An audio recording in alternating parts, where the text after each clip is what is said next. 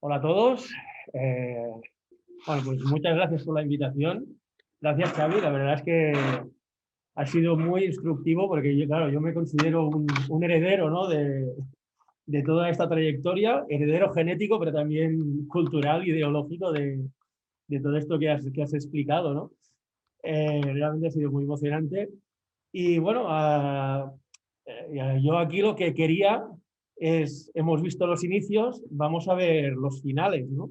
En qué se ha convertido ChronoJam. Eh, Desgraciadamente vamos a tener que correr, pero bueno, haremos lo que podemos. Eh, un poco también como reflejo del espíritu que tenemos en este laboratorio, cuando Sergi nos dijo de hacer este webinar, pues todos nos emocionamos mucho y esta noche he pensado que incluso demasiado, porque hemos empezado a montar, queríamos enseñarlo todo y creo que ha sido un poco atrevido, pero bueno, a ver cómo sale. O sea, primero de todo deciros que, bueno, este espíritu, ¿no? de hacer cosas nuevas también nos ha empujado a, pues, a montar aquí todo lo que podamos. Puede salir mal, puede salir bien, pero bueno, que sepáis que esto es el día a día de nuestro trabajo, ¿no? Que queremos hacer muchísimas cosas y algunas salen, otras no. Vamos a ver qué va a pasar hoy. Bueno, primero de todo, eh, quería, bueno, mostraros aquí cuando abrimos el programa de ChronoJam. Bueno, pues nos aparece esta pantalla de bienvenida, donde ya vemos un poco a grandes rasgos qué es todo lo que podemos hacer con el programa. Bueno, no todo, pero casi todo. Bien, voy a intentar hacerlo todo lo más práctico posible, ¿no?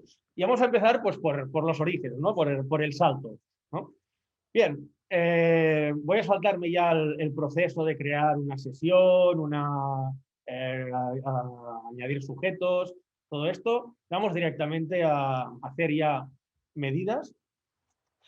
Entramos en el apartado de saltos y ya tenemos dos opciones de simple o múltiple. Vamos a hacer un salto simple. Además tenemos aquí una voluntaria. Bien, la primera vez que conectemos un dispositivo nuevo al ordenador, tendremos que decirle de qué tipo es. La primera vez aparecerá con este icono y con estas flechitas le diremos de qué dispositivo estamos hablando. En este caso tenemos aquí un ChronoPeak que sirve para medir saltos o carreras.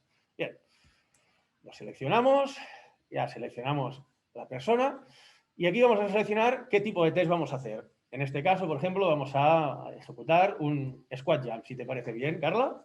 Bien, ahí tenemos a Carla y cuando quieras. Perfecto. La filmación le sale la cabeza cortada, pero bueno. Bien, aquí habíamos visto que nos aparece. Bien, pues aquí hemos visto que nos aparece este. Gracias, Carla. Aquí la altura del salto. Entonces, esto es uno de los tests que podemos hacer con el ChronoJam, pero vamos a suponer que hacemos toda la batería de test de Bosco, ¿vale? Y ahora ya voy a coger datos que yo ya he registrado y vamos a ver qué podemos hacer con todos estos datos, ¿vale? En este caso, si hacemos aquí a mostrar tabla, vamos a ver que esta persona de aquí, Sedal Yuri, ha hecho todos estos saltos.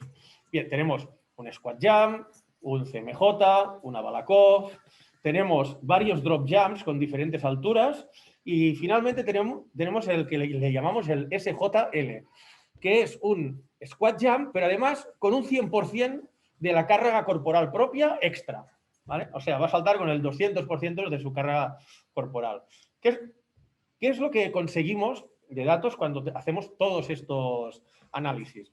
Bien, pues si nos vamos aquí a analizar, ¿vale? Seleccionamos el que ha hecho salto y ya tenemos este perfil de aquí. ¿Qué es lo que nos está indicando este perfil? Pues mira, tenemos que del mejor salto, el salto más alto que ha realizado durante estos test, ¿vale? Que es un salto que se ha hecho con el drop jump, bien, El 16,1% de la altura de este salto se explica por la fuerza máxima, ¿vale? Y esta fuerza máxima, perdonaros, voy a quitarme la mascarilla. Así, si lo hago muy mal, también me podréis señalar por la calle. Bien, este 16,1% de esta altura máxima que se ha conseguido, ¿vale?, se explica por esta fuerza máxima, ¿vale? Esta fuerza máxima la asociamos al salto que hemos hecho con el 100% de la carga corporal. El siguiente salto que hemos hecho es un SJ. Bien, nosotros vemos cuál es la mejora de altura entre el SJL, este salto con el 100% de la carga corporal, y este SJ. Esta mejora explica este 46,6% respecto del salto total. Y esto está asociado a esta fuerza explosiva, ¿vale? Bien, hacemos un siguiente salto, que es un CMJ, ¿vale?, que es como un SJ, pero con contramovimiento, counter movement jump, y vemos otra vez cuánto se ha mejorado respecto al salto anterior, el SJ. Pues esta mejora se asocia a esta capacidad elástica que aprovechamos en el momento que hacemos este ciclo de estiramiento y acortamiento. Siguiente salto, hacemos el Abalakov, es decir, el salto más natural que hay con utilización de brazos, ¿vale? Y así vemos también qué implicación tienen los brazos en el salto, en este caso un 4,6%.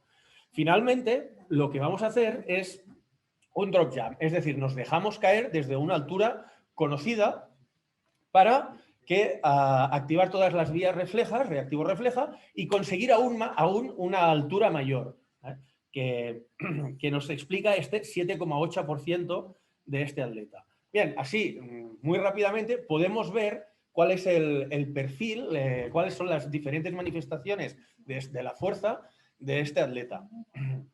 Bien, aquí os he hecho un poco de trampa porque yo os he dicho que en el drop jump, ¿vale?, ha conseguido esto, pero en cambio antes os he dicho también que había hecho 3 drop jumps. 4 en este caso, perdón. Vale, ¿y con cuál nos quedamos? Vale, nos vamos a quedar con el mejor de los saltos. Pero el drop jump pasa una cosa curiosa, y es que a medida que vamos aumentando la altura desde la que nos dejamos caer, ¿vale?, nuestro salto va mejorando. Si aumentamos 10 centímetros, saltamos pues 30. Si bueno, nos dejamos caer desde 25, a lo mejor saltamos 32, ¿no? Y así, hasta que llega un punto en el que ya la altura del salto va disminuyendo. Pues bien, todo esto lo podemos analizar si hacemos clic en este otro botón de aquí, ¿vale?, y tenemos este gráfico de aquí. ¿Qué es lo que tenemos en este gráfico? Pues mirad, tenemos en el eje horizontal, tenemos desde qué altura nos hemos dejado caer, ¿vale? En este caso, este sujeto, Yuri, se ha dejado caer desde 20 centímetros, 30 centímetros, 40 centímetros y 50 centímetros. Y aquí vemos cómo esta evolución de la altura, donde va creciendo de 20 a 30, a 40 centímetros es prácticamente la misma altura, de hecho lo podemos ver aquí, ¿vale?, que llega a 50,74, cuando a 30 estaba a 50,74, perdona, 50,49 y 50,5, prácticamente lo mismo. Pero después ya empieza a decaer.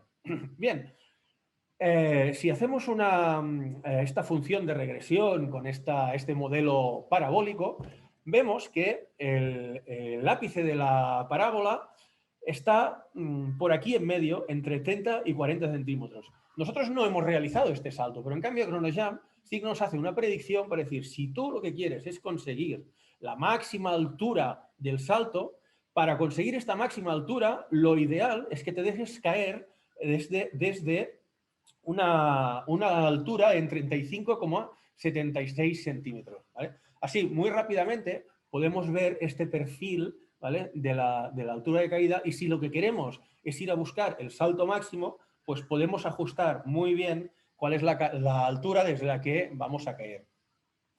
Bien, y finalmente, también podemos ver, esto es una opción que está en las últimas versiones del software, ¿vale? Podemos ver el perfil de saltos, ¿vale? En este caso tenemos solo dos saltos, el salto con el propio peso corporal y un salto con un 100% de la carga corporal. Y lo que tenemos es en el eje horizontal cuál es la velocidad que conseguimos en el salto y en el eje vertical qué fuerza desarrollamos en este salto. Bien, entonces según el artículo de Samocino y colaboradores del 2008, pues nos dice que para tener una altura de salto óptima, este sujeto debería desarrollar su fuerza para cambiar la inclinación, ¿vale?, de este perfil de saltos.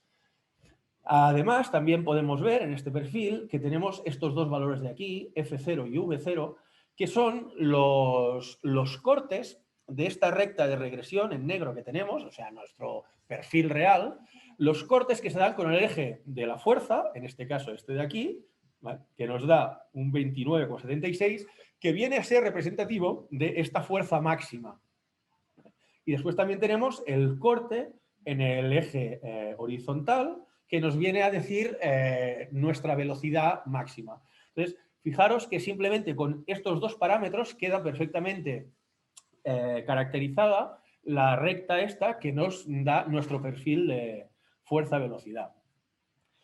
Bien, una vez visto así rápidamente lo que podemos ver con los saltos simples, vamos a mirar aquí un salto múltiple.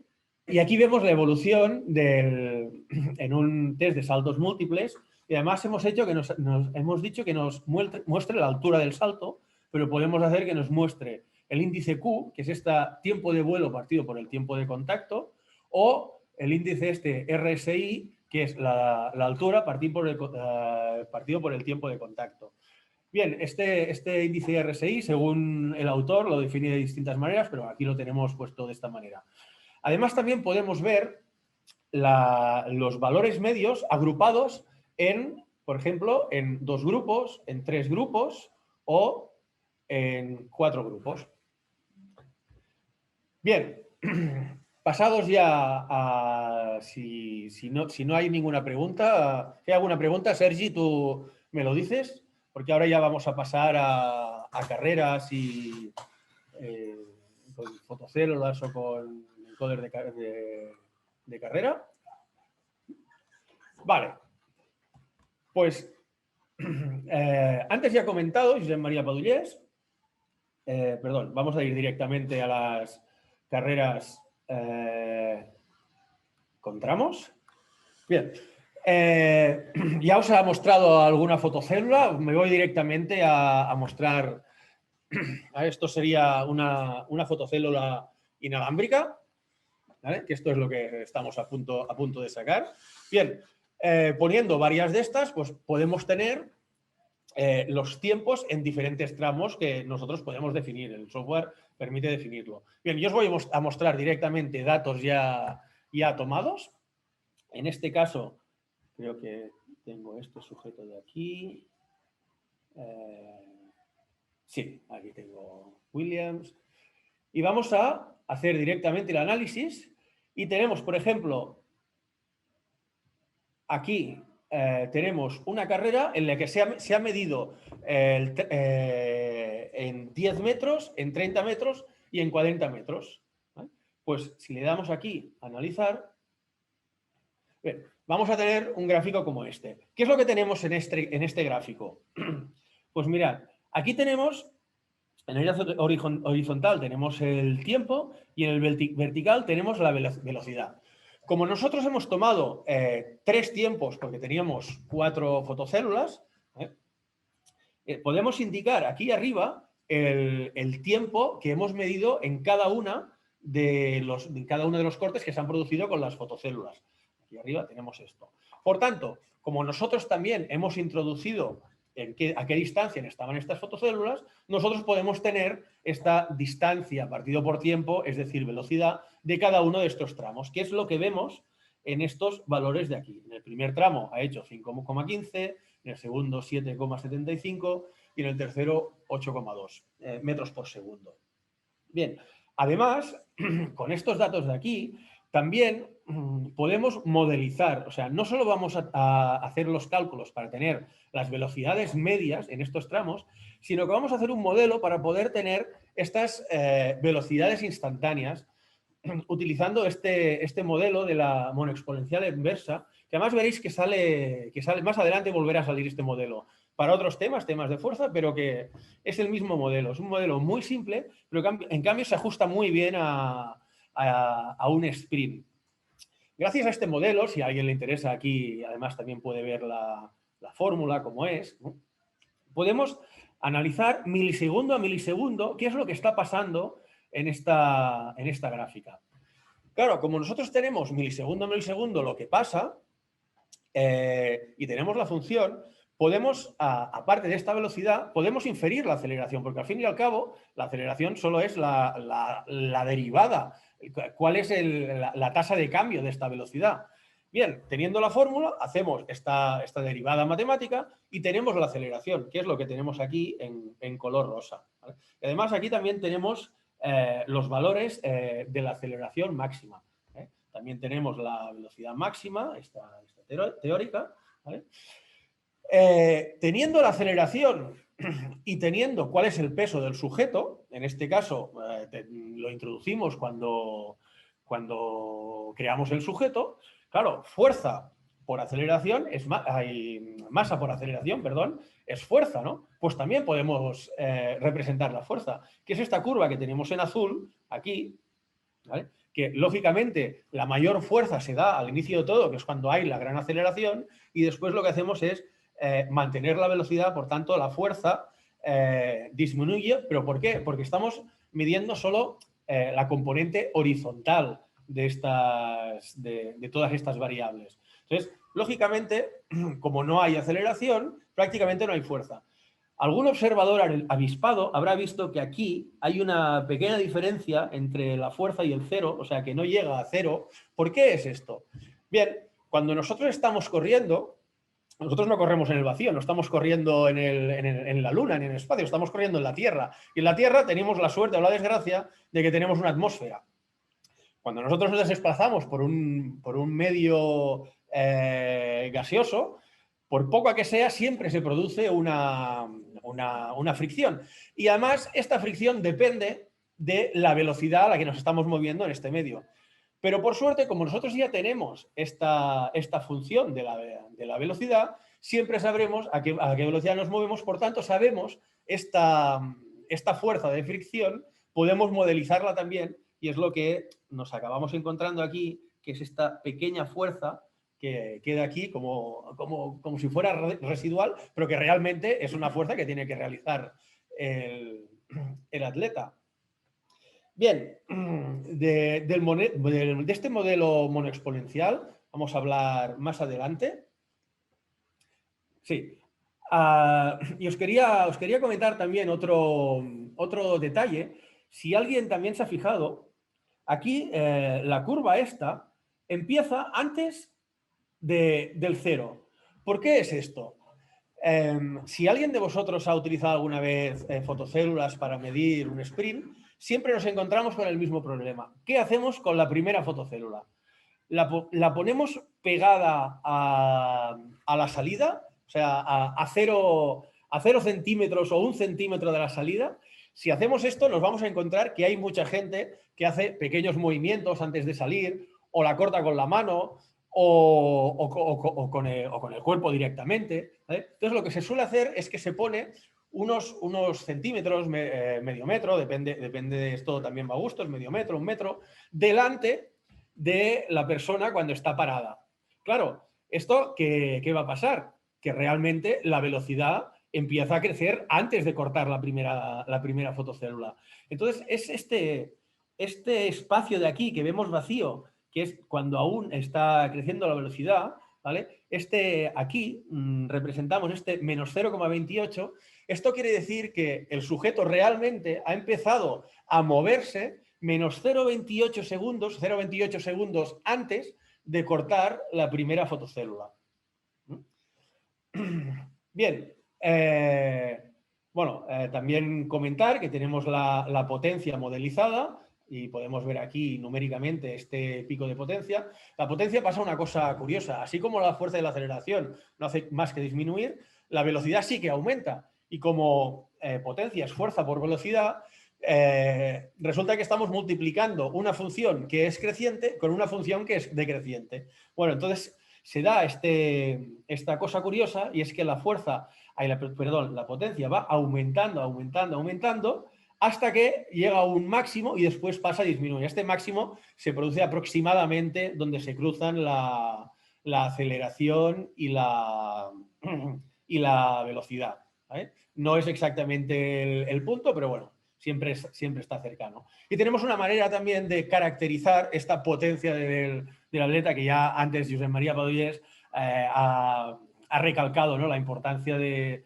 este valor, ¿no?, que conocemos mucho en mecánica, pero resulta que cuando estamos hablando de deportistas lo conocemos muy, muy poco. Bien, dicho todo esto, yo creo que podríamos pasar ya a utilizar el encoder y ver qué es lo que podemos ver con los encoders. Aquí, bien, habéis visto que he ido otra vez al menú principal, nos vamos aquí a codificador y ya vamos a empezar con el encoder lineal, el clásico. Vamos a utilizar un press banca. En este caso vamos a ver aquí, tenemos aquí preparado nuestro press banca con Carla, que también amablemente nos va a hacer una demostración. Vamos a ver si está conectado. Perfecto, esta vez sí que ha funcionado perfectamente. Bien, y lo que vamos a hacer es, vamos a ver un poco cómo le afecta la fatiga a Carla, ¿vale? Vamos a hacer rápidamente unas cuantas repeticiones. ¿Estás preparada, Carla? Pues venga, cuando quieras. ¿A tope? Venga, a tope. ¿Vale? Vemos que está creciendo, empieza a cansarse, está cansando un poco más, ya le pesa más la barra y ahí lo tenemos. Muy bien. Muchas gracias, Carla. Vamos a volver otra vez aquí. Bien, ¿qué es lo que tenemos aquí? Pues mirad, aquí tenemos cada una de estas barras, ¿vale? Nos está indicando cuál es la potencia que Carla ha realizado. Iba a decir hemos, ahí con todo el moro, me iba a apropiar de su esfuerzo. No, que ha realizado Carla, ¿vale?, durante este press banca. Y aquí lo primero que ya vemos es que tenemos unas barras en verde y unas barras en rojo, ¿no? Esto ya nos está indicando la calidad o la potencia que ha realizado en este test. Y muy rápidamente podemos ver cómo ha afectado la fatiga. Si nosotros estamos intentando trabajar la potencia, no tiene mucho sentido llegar a estas ejecuciones de aquí, esta última de aquí, donde la potencia claramente no es su potencia máxima. Estamos trabajando con potencias muy submáximas y posiblemente no nos interese trabajar con estas potencias. Y ya tenemos aquí un aviso, primero en azul, diciendo que su potencia ya no es tan buena como las otras y ya en estos límites. Estos límites los podemos definir aquí. Si vamos aquí a la campanita, ¿vale?, veremos que tenemos todos estos parámetros para ver qué es lo que queremos que nos muestre mientras estamos ejecutando. En este caso, hemos puesto que si una repetición está entre el 80% y el 100% del máximo que ha conseguido Carla durante la ejecución, nos la va a marcar como una repetición muy buena, es decir, la va a dibujar en verde. Si la potencia está entre el 80% y el 70%, la va a marcar en azul. Y si está por debajo del 70%, la va a marcar en rojo. Bien, ahora, todo esto lo hemos dicho referido a la potencia. Nosotros somos muy fans del parámetro potencia. Después comentaré algunas de las ventajas de trabajar con la potencia. Pero aquí podemos trabajar con todas estas variables, es decir, con el rango de movimiento, con la velocidad media, con el pico de velocidad, con la fuerza media, con el pico de fuerza, con la potencia media o el pico de potencia, ¿vale? Todo esto lo podemos mostrar aquí. Por ejemplo, últimamente está muy de moda trabajar con la velocidad media propulsiva, ¿vale? Pues lo ponemos aquí y vemos que nos cambian los valores, nos está dando valores de velocidad. Una cosa importante, que es una cosa que nos preguntan mucho, es si ChronoJam mide la velocidad media propulsiva. Sí, esto nos lo preguntan mucho porque realmente nosotros lo damos tan por descontado, que es lo que hay que medir, que a veces nos olvidamos también de destacarlo y por eso ahora insisto en este tema. Cuando nosotros estamos midiendo cuál es la fuerza que Carla ha podido ejercer contra esta barra, nosotros estamos midiendo esta fuerza que hace para empujar la barra. ¿Qué va a pasar? Que en el momento en que estemos trabajando con cargas muy bajas, va a haber un momento en que estará empujando, pero si ya llega a suficiente velocidad, llega un momento que en vez de empujar lo que hace es frenar la barra. Por tanto, están interviniendo otros grupos musculares que no es los que a mí me interesa medir en este momento. Por eso es importante que lo que midamos es realmente lo que queremos medir, esta capacidad que tenemos para empujar la barra, no para frenarla. Para eso es muy útil tener la velocidad media propulsiva. En este caso, para hacerlo más gráfico, os voy a enseñar lo que pasa con una repetición. Vamos a poner la tercera repetición. Bien, en este caso, aquí estamos viendo milisegundo a milisegundo lo que ha pasado con esta tercera repetición. Y tenemos en negro, aquí, esta curva en negro, tenemos la posición de la barra, ¿vale? En verde tenemos la velocidad de la barra y en rojo tenemos la potencia de la barra. Si queremos añadir más variables, podremos añadirlas aquí. Lo que quería ver alguna repetición en la que realmente se hubiera dado esta fase de frenado. Bien, en esta de aquí, ahora ya esto es una ejecución que ya tenía yo registrada, en este caso es un squat, y que es un squat con relativamente pocos kilos, son 65 kilos extra. Entonces, ¿qué pasa? Fijaros qué pasa aquí. La fuerza aquí va aumentando, se mantiene estable, se mantiene estable, se mantiene estable, pero llega un momento que empieza a disminuir, incluso se hace negativa. Fijaros que en el momento en que se hace negativa es en este momento en que yo ya no estoy empujando la barra, sino que lo que estoy haciendo es frenar la barra. Pues bien, fijaros que todos los datos que se miden, estas flechas horizontales, ¿vale?, que nos da la potencia media o la velocidad media aquí en verde o la potencia media en rojo, están referidas no a toda la repetición, sino que llegan hasta este punto. Este es el punto en el que ya pasamos de fase propulsiva a fase no propulsiva. Fijaros que si esto midiéramos no hasta aquí, sino hasta el final, la media baja drásticamente. ¿Por qué? Porque estamos midiendo cosas que son prácticamente cero o incluso negativas. Esto vamos a mirarlo aquí, lo podemos hacer directamente aquí si cambiamos las preferencias. Vamos a preferencias, aquí, y vamos a decirle que no me mida la fase propulsiva. Aceptar y analizar. Fijaros, ¿vale? Fijaros aquí, han bajado la potencia, sobre todo, es mucho menor, ha bajado. Bien, dicho esto, vamos a mostrar un protocolo típico para trabajar con los encoders, es hacer un test de cargas progresivas. ¿Para qué? Para ver qué es lo que pasa cuando yo voy aumentando las cargas. En este caso, nosotros hemos registrado, en un squat, hemos registrado pues, una serie, se hizo con 65 kilos, otra serie con 85 kilos, otra 105, 125 y 145. ¿Vale? Si miramos todo esto, vamos a analizar qué pasa en el conjunto de la sesión, ¿vale? Estamos analizando las mejores repeticiones de cada una de las series, ¿vale? Vamos a ver qué pasa con estas repeticiones. Y lo que vamos a hacer es, vamos a cruzar variables, es decir, yo quiero ver qué pasa con la velocidad a medida que aumento la carga. Clic aquí. Lo que vemos es que con una carga muy baja tengo una velocidad muy alta. A medida que aumento la carga, la velocidad me va disminuyendo, lógicamente. Si hacemos lo mismo, pero con la fuerza, tenemos que, a medida que aumento la carga, aumenta también la fuerza que yo desarrollo. Pero ¿qué pasa con la potencia? Recordemos que la potencia es esta fuerza multiplicada por velocidad. Y estamos multiplicando una cosa que crece por una que decrece. Pues vamos a ver qué es lo que pasa aquí. Carga.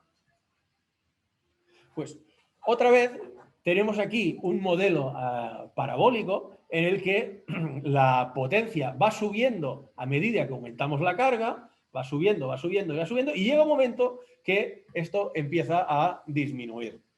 Y además con este modelo se nos da también este punto en el que se da la predicción para la carga en la que conseguiríamos nuestra potencia máxima, es decir, la carga óptima si nosotros lo que queremos es desarrollar nuestra máxima potencia. Bien, dicho esto, claro, aquí tenemos un referente de, en el momento que queramos trabajar más a velocidad, pues, o sea, más en el área de velocidad, nos iremos a la izquierda de este gráfico, de estos 129,3 kilos, o nos iremos más a la derecha si lo que queremos es trabajar más en la zona de fuerza. Aparte de esto, este análisis nos permite también hacer un perfil de fuerza, velocidad y potencia, ¿eh? Que sería un perfil como este. ¿Qué estamos mostrando aquí? En el eje horizontal estamos mostrando la velocidad que conseguimos con cada una de las cargas y la fuerza que conseguimos con cada una de estas cargas también. Es decir, en el eje de las ordenadas tenemos la velocidad y en el de las abscisas tenemos la fuerza. Y esto nos da una coordenada de cada una de las mejores repeticiones que tenemos en cada una de las series. Aquí las tenemos ordenaditas. Si además todas estas repeticiones las unimos con una recta de regresión, tenemos otra vez un perfil de fuerza-velocidad que nos caracteriza muy bien cuál es el estado del atleta en esa sesión en concreto. Bien, esto lo hemos visto para esta sesión, pero puede ser interesante también ver qué es lo que pasa a lo largo de distintas sesiones. Pues podríamos hacer este análisis, dejadme cargar otros datos. Este análisis mismo lo podríamos hacer para una sola sesión, en este caso es otro atleta, o podríamos ir a analizar todas las sesiones de este atleta. Espera, tengo que filtrar también por squad. Voy a decir todas las sesiones de este atleta, voy a seleccionar aquí y le digo, seleccióname todas las sesiones. Le damos aquí analizar y vemos aquí mezclados todos los perfiles de fuerza-velocidad de distintas fechas. Lógicamente aquí esto es un follón de rectas, de puntos, de números. Hay que buscar una manera más óptima de representar esto. Bien, una manera más óptima y más visual de representarlo es irnos a este gráfico de aquí. Este Pmax representando por F0, V0. Si le damos a analizar, tendremos un gráfico mucho más sencillo, pero que en cambio nos permitirá ver gráficamente y muy rápidamente cuál es el estado de cada atleta. Bien, ¿qué es lo que tenemos aquí? Aquí tenemos una serie de líneas, no sé si se ve en la transmisión, pero hay una serie de puntos unidos por flechas. Bien, este punto de aquí es la primera sesión en la que hicimos este test de cargas progresivas. En esta sesión obtuvimos un test, hay un perfil de fuerza-velocidad en el que teníamos una F0 correspondiente a este punto de aquí, ¿vale? Este eje de ordenadas, y una F0 correspondiente a esta altura de aquí, ¿vale? De esta F0. En la siguiente sesión obtuvimos unos datos que nos daban el perfil correspondiente a esto de aquí, ¿vale? Y así podemos ver gráficamente cómo ha ido mejorando, empeorando o simplemente cambiando los perfiles de fuerza-velocidad a lo largo del entrenamiento. Además, fijaros que aquí tenemos una serie de líneas así raras, ¿vale? Como las típicas líneas que tenemos en los mapas del tiempo. ¿Vale? ¿Qué son estas líneas? Estas líneas de aquí son lo que llamamos líneas isopotenciales. Son líneas cuyos puntos representan una potencia igual.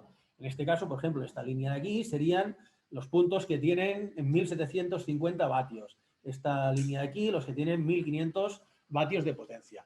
De este modo, nosotros podemos ver también si al hacer este recorrido estamos aumentando o disminuyendo la potencia.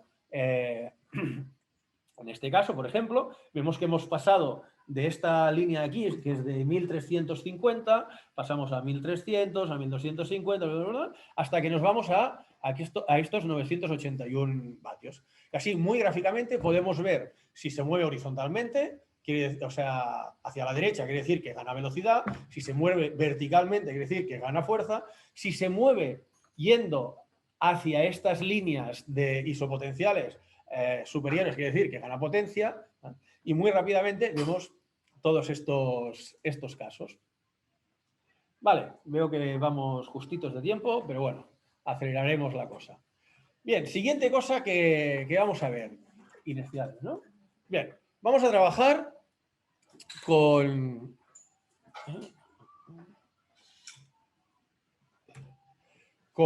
una máquina inercial. Perdón, nos vamos otra vez, vamos a cambiar el modo, vamos a aquí, codificador, vamos a ir a máquinas inerciales, perfecto.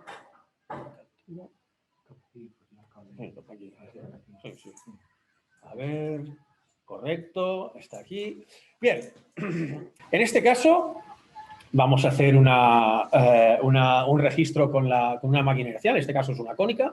Ahora pasaré también a explicar los parámetros de la cónica y todo esto, pero siempre con las máquinas inerciales es importante, la primera vez que hacemos una captura en cada ejecución de ChronoJam, cuando abrimos el programa ChronoJam, nos va a pedir la primera vez que utilicemos la máquina inercial que hagamos la calibración, ¿vale? Esto quiere decir que tenemos que especificar o indicarle al software en qué posición de estirar la cuerda, esta cuerda está totalmente desenrollada. ¿Para qué nos sirve esto?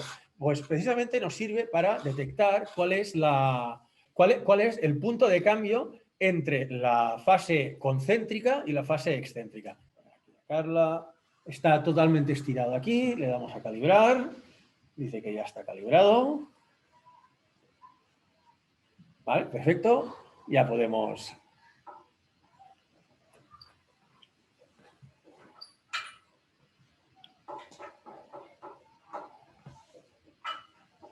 Vale.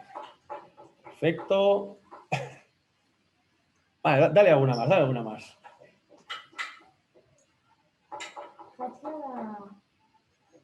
Espera. Vale, ya está, gracias, Carla. Bien, aquí vemos que otra vez tenemos un gráfico muy parecido a lo que ya habíamos hecho con el encoder lineal, ¿vale?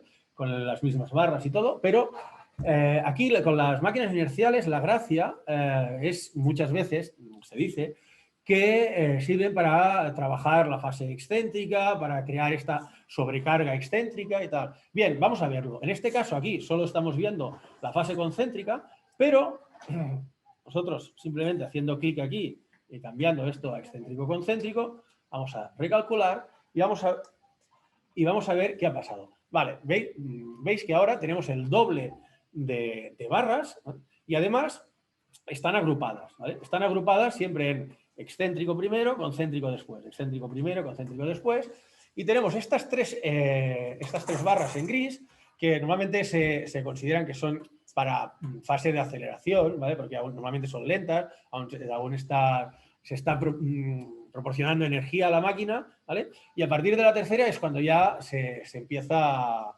a registrar y marcar si la repetición es buena, es mala, es muy buena, ¿vale?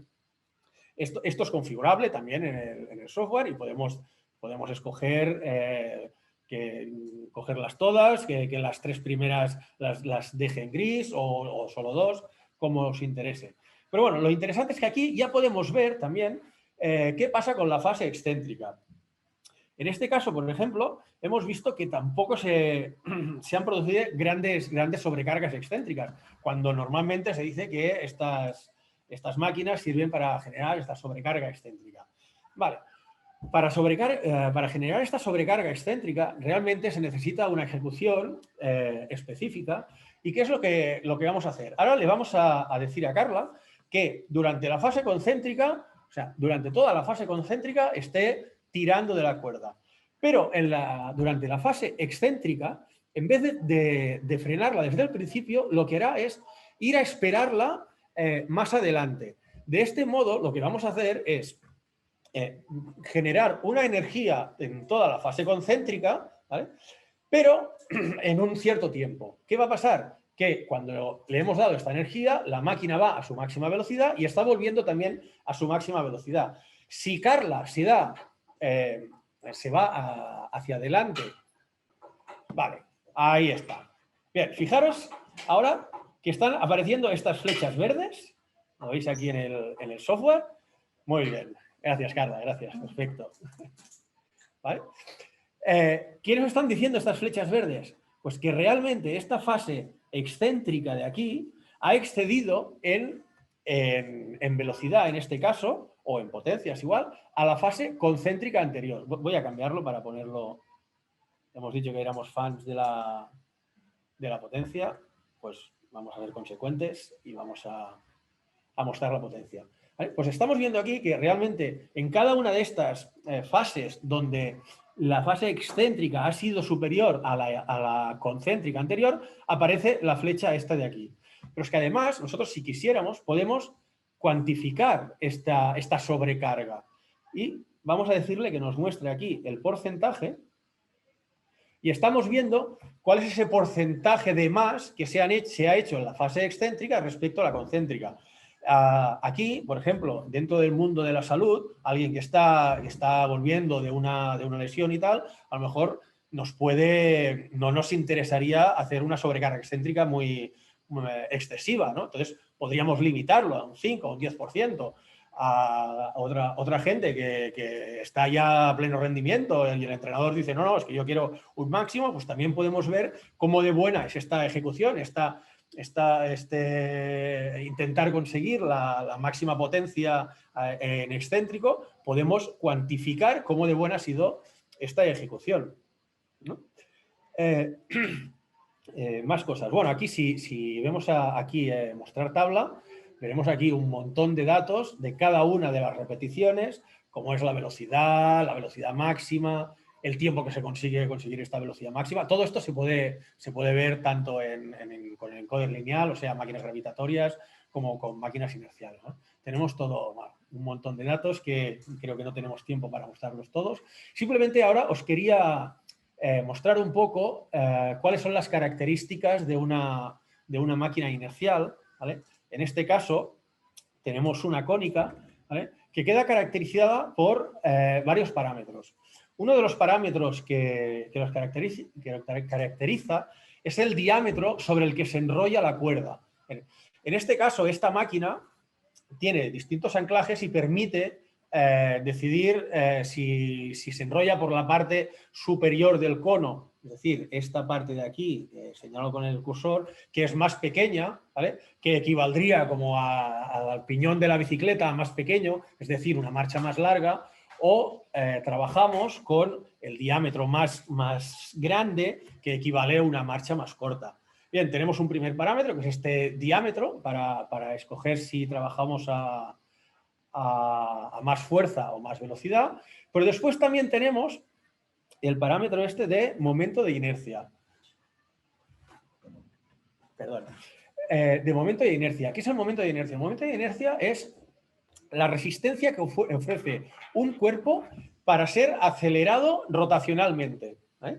Es el equivalente a la masa en movimientos rotacionales. Es decir, para movimientos lineales hablamos de la masa, que es lo que cuesta acelerar un cuerpo, Pero en movimientos rotacionales hablamos de este momento de inercia, que es lo que cuesta acelerar rotacionalmente este cuerpo. ¿Vale? Este momento de inercia queda caracterizado, uno, por este valor de aquí, que es directamente lo que tiene la máquina en sí, sin más. Este momento de inercia es el mínimo que tiene, pero además también se le pueden añadir ciertos pesos, ¿vale? Que en el caso de esta máquina, perdón, ¿vale? Pesan 360 gramos cada uno de los pesos y están situados a 17,5 centímetros. ¿Por qué decimos a qué distancia están situados?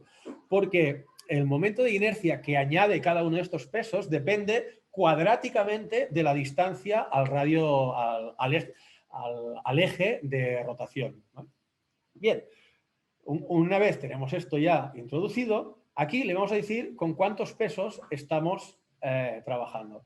Fijaros que a la que yo aumento estos pesos de aquí, ya me hace automáticamente el cálculo del momento de inercia. Vale, estos son parámetros que en principio os tienen que dar los fabricantes, pero si alguno de vosotros se hace una máquina y no sabe cuál es el momento de inercia y tal, dentro de ChronoJam también hay la posibilidad de hacer los cálculos para estos momentos de inercia de la máquina, de los pesos y tal. Pero bueno, esto para cursos más avanzados lo dejaremos.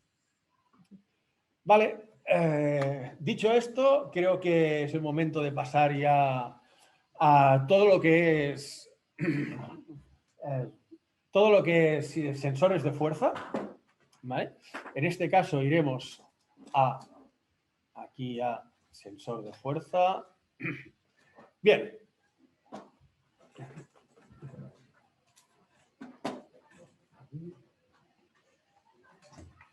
Mirad, en este caso vamos a mostrar aquí rápidamente un prototipo nuevo que es un hand grip conectado a otro prototipo nuevo que es el sensor de la fuerza, ¿vale? Este de aquí, este de hecho es una versión más nueva, pero fijaros que aquí hay un LCD que no sé si esto tiene batería. Sí, perfecto. Tiene un LCD donde además ya podremos ver los valores de fuerza sin necesidad de ordenador. En este caso, le damos aquí simplemente al botón de registrar, este botón rojo, aquí, y en el momento en que yo, no sé si se aprecia, pero aquí yo, a base de hacer fuerza, ya están aumentando y disminuyendo los valores. Además también tengo la fuerza máxima, que en el momento que aumenta siempre se queda esa fuerza máxima ahí fija. Tengo la fuerza que estoy haciendo en cada momento. Bueno, y es una manera de hacer algo más portátil. Y he olvidado también que también se dan valores de RFD, que ahora gráficamente mostraremos qué es el RFD, ¿vale? Pero una manera que con algo bastante portátil, sin necesidad de ordenador, podemos hacer test rápidos y funcionales. Aquí se puede conectar cualquier tipo de sensor de fuerza de los que tenemos aquí en ChronoJam. He mostrado uno, pero ahora vamos a ver más tipos de sensores. Por ejemplo, un tipo de sensor nuevo que tenemos es el... Aquí... Vale. Tenemos esta plataforma con esta barra en forma de T, ¿vale? Que esto nos permite hacer un ejercicio de mid-type pull. Vale, perfecto. Bueno, como siempre, vamos a ver si el dispositivo está funcionando, si está funcionando, y además tenemos dos dispositivos. Perfecto. Pues ahora lo que vamos a hacer, vamos a seleccionar un tipo de... vamos a crear un ejercicio. En este caso, le voy a decir una fuerza resultante.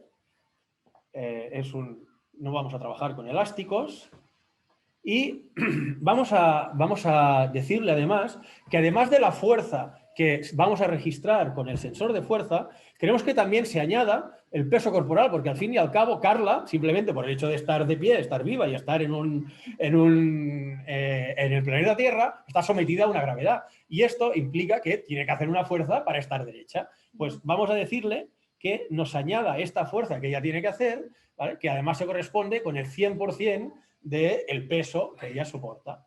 Bien, vamos aquí a siguiente. Aquí vamos a definir que considere una repetición en el momento en que se superen los 10 newtons. Le vamos a decir aquí que este ejercicio se llama pull, ¿vale? En este caso vamos a decir que vamos a tirar hacia arriba, es decir, en 90 grados. Aceptar. Vale, y se supone que ahora ya tendría que estar. Un momento. Vale, perfecto. A ver, cuando quieras. Arriba. Vale, muy bien.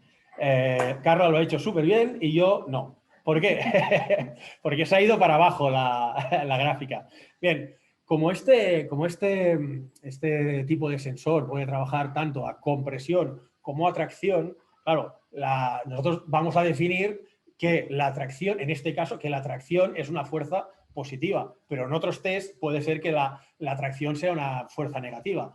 Por tanto, lo que vamos a hacer es que decirle aquí que nos dé valores invertidos. ¿Vale? Carla, otra vez. Sí. Sí, arriba. ¿Está positivo? Arriba, ahora sí. Perfecto. Vale, perfecto. Aquí, bueno, Aquí, bueno, nos está haciendo un valor absoluto y tal. Vamos a hacer otro de... No, espera un momento. Vamos a estar aquí, datos absolutos, el cual...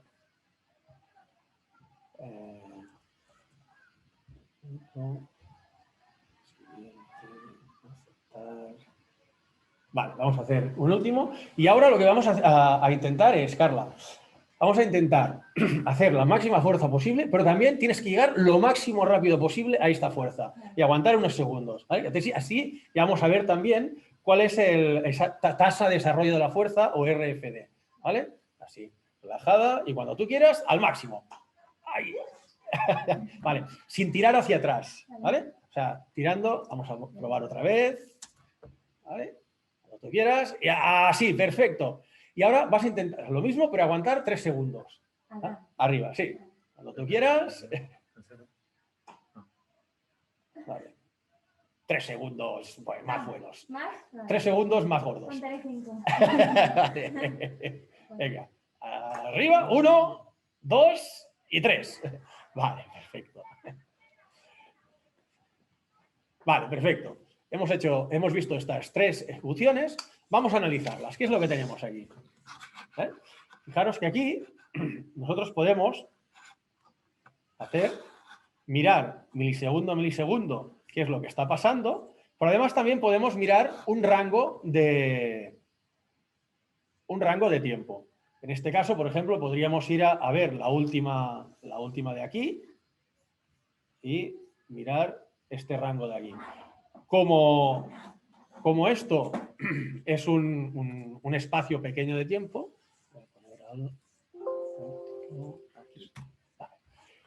como esto es un espacio pequeño de tiempo, vamos a hacer zoom aquí, ¿vale? Y aquí vemos ya más en concreto qué es lo que está pasando, ¿vale? Vemos con este cursor de aquí, podemos ver la fuerza instantánea, también podemos ver la fuerza media en todo el rango que nosotros tenemos definido, ¿vale? Pero igual también lo que nos interesa ver es cómo ha crecido esta fuerza. A lo mejor a mí me puede interesar ver qué es lo que pasa desde este punto de aquí hasta este punto de aquí, por ejemplo, ¿no? Pues bien, esta línea de aquí, esto de aquí, nos está diciendo cómo ha crecido esta fuerza. Esto es lo que llamamos el RFD. En este caso es un RFD medio que ha pasado entre estos 2 instantes. Tenemos aquí los valores, tenemos los valores de tiempo, de fuerza y RFD en cada uno de los cursores que hemos puesto aquí. En este caso, por ejemplo, tenemos el RFD medio de 1816,5. Vale, esto está muy bien, esto podemos hacerlo manualmente, pero a nosotros nos gustaría que esto fuera un poco más automático, más sistemático. Bien, dejadme coger datos que tengo registrados de antes.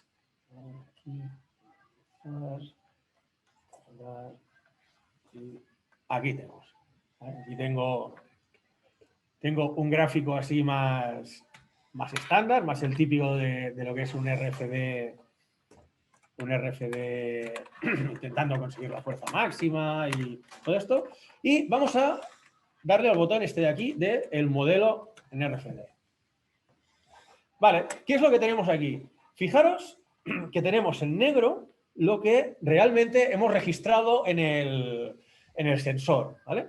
Aquí hay estas pequeñas fluctuaciones y todo esto. Y después también tenemos aquí en azul, ¿vale? Tenemos una línea que, si os acordáis del modelo que hemos utilizado para la velocidad, es muy parecido, porque también es una monoexponencial inversa, ¿vale? Que sigue la misma tendencia. ¿Cuál es la gracia de utilizar este modelo en vez de utilizar los datos crudos medidos? Pues mirad, muy fácil. Cuando nosotros estamos midiendo con cualquier sensor analógico, siempre hay estas fluctuaciones, siempre se dan estas fluctuaciones.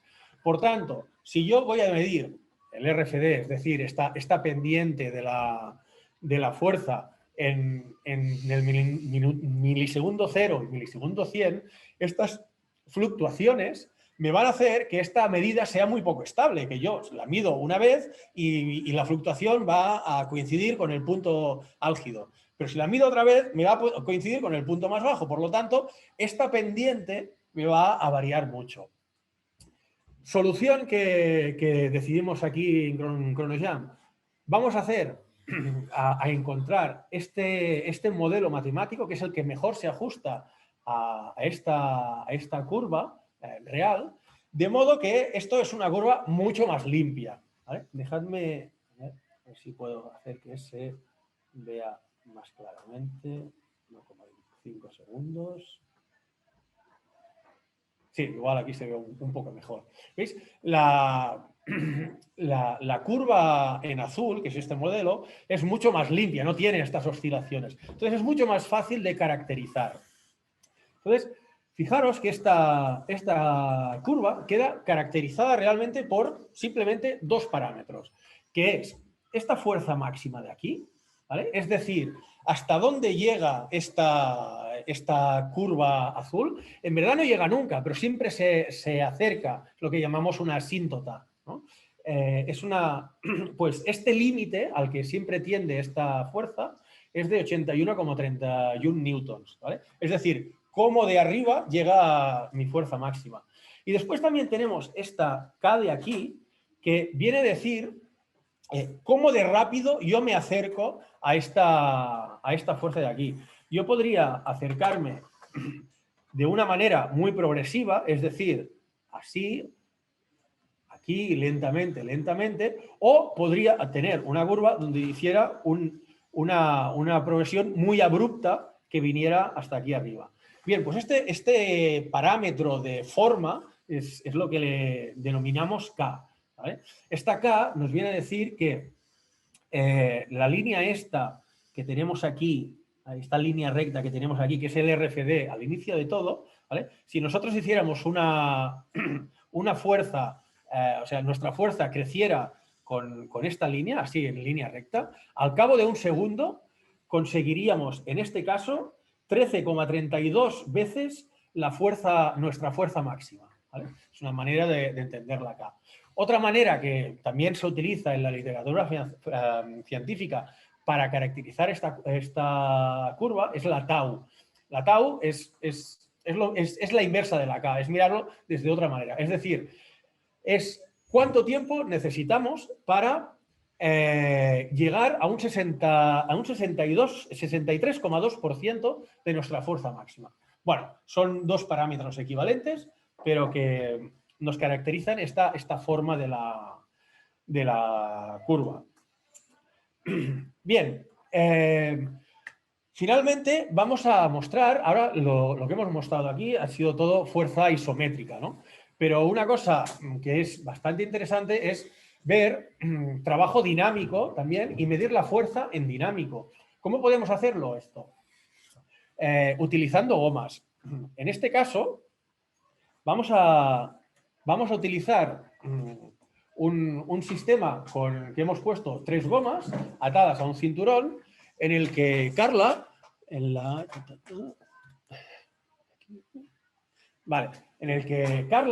va a intentar vencer estas gomas, va a hacer 2 pasos hacia adelante y 2 hacia atrás, y nosotros vamos a ver cómo responde, aquí lo tenemos, y vamos a ver cómo responde la fuerza respecto a cómo ella se va moviendo. Pero la gracia es que no solo vamos a ver la fuerza, sino también cómo de rápido puede hacer este movimiento a través de la variación de la fuerza. Vale, tenemos, vamos a ver si funciona el dispositivo, lo tenemos conectado, aquí, bien, si pusimos aquí la plataforma, la podemos filmar a ella. Sí. ¿Vale? Muévete, Carla. Perfecto. Adelante, atrás, adelante y atrás. Bien, otra vez. Ahí la tenemos. Vale, perfecto. Muchas gracias, Carla. Bien. Como veis aquí, ya no solo estamos viendo cuál es la fuerza que ella está ejerciendo, sino que además, he cometido un error, bueno, ahora explicaré qué error he cometido, sino que además también podríamos medir cuánto tarda en llegar a hacer cada uno de estos picos. Por ejemplo, yo podría poner cursor aquí, ¿no? Y tenemos el tiempo que ha tardado aquí, que es 2.551 milisegundos entre un máximo de la fuerza y el otro, es decir, en hacer un ciclo entero. Una cosa que os quería mostrar aquí, he puesto un ejercicio que solo está midiendo la fuerza, pero la gracia aquí es si nosotros pusiéramos un ejercicio en el que realmente le estamos diciendo que se está trabajando con gomas. ¿Por qué? Porque de esta manera ChronoJam, exacto, de esta manera aquí ya nos está dando no solo la fuerza, sino que aquí nos puede dar, ¿es aquí en preferencias, Xavi?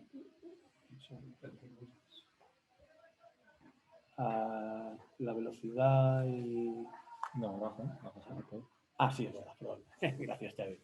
Vale, entonces, ya no solo estamos mostrando la fuerza que ha hecho, sino que aquí abajo, ¿vale?, podemos mostrar por ejemplo, en esta fase en la que ella estaba aumentando la fuerza, tenemos la velocidad media, la velocidad en el punto mínimo, la velocidad en el punto máximo, también tenemos la posición media, la aceleración, la potencia. Es decir, ahora ya estamos teniendo en cuenta no solo la fuerza que se estaba transmitiendo al sensor, sino que también estamos teniendo en cuenta que ella se estaba desplazando su propia masa corporal, con lo cual una parte de la fuerza y la potencia que ella está desarrollando se está transmitiendo a su cuerpo, no al sensor. Pues todo esto también se tiene en cuenta y se añade a los cálculos que realiza ChronoJam.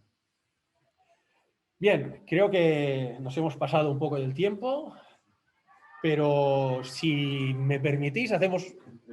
3 minutos, perfecto. Pues vamos a hacer un último test también, un test muy interesante, en el que podemos hacer de una manera muy rápida y muy analítica un test de isquios utilizando los dispositivos que tenemos típicamente en un gimnasio, ¿vale?, y una galga extensométrica. ¿Puedes filmar allí?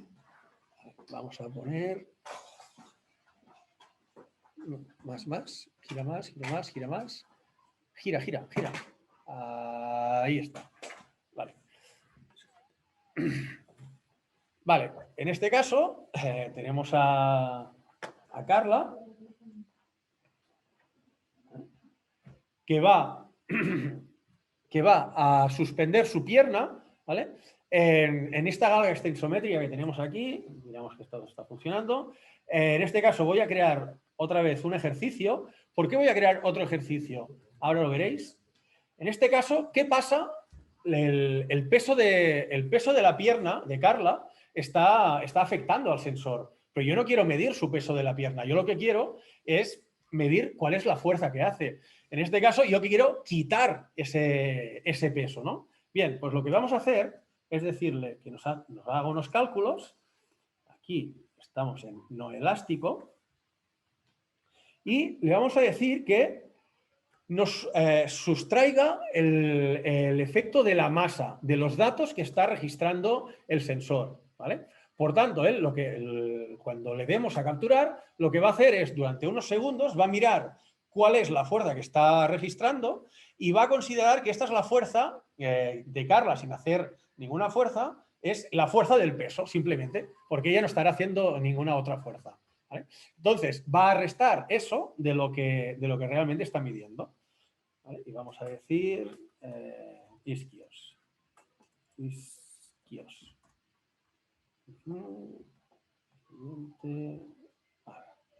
Aceptar. Vale, Carla. Te pones en posición. Te doy a capturar. Tú no haces nada de momento. Ahora está. ¿Vale? Ahora está ahí tal, atarado ya. Y cuando tú quieras, le das. Ahí está, perfecto. Muy bien. Vale, y vemos que aquí, muy rápidamente, son test que muy rápidamente hemos medido la fuerza de isquios y simplemente girando al sujeto de lateral podemos medir también pues, a aductores, si otra vez se da media vuelta abductores, podríamos medir también cuádriceps si se pusiera mirando hacia abajo y muy rápidamente podemos medir casi todas las... Perdón, sí, vuelta a aparecer aquí. Muy rápidamente podríamos medir todas las posibilidades de fuerza en este test.